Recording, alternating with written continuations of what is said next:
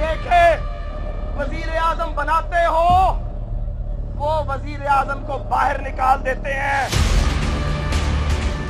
2 दहाई अक्सरियत थी, उस 2 दहाई अक्सरियत को 4 ट्रक आए, बलिया मेज कर गए। साजिशों का जाल बुनने वालों, क्या ये मुल्क तुम्हारा मुल्क नहीं है? क्या आप मलाइका हैं?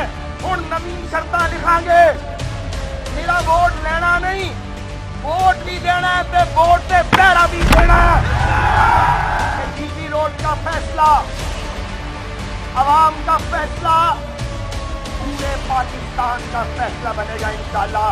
साबित कर दें अवामी फैसलों को, साजिशों से बदला नहीं जा सकता। जब बब्बर शेर बाहर निकलता है तो गीदड़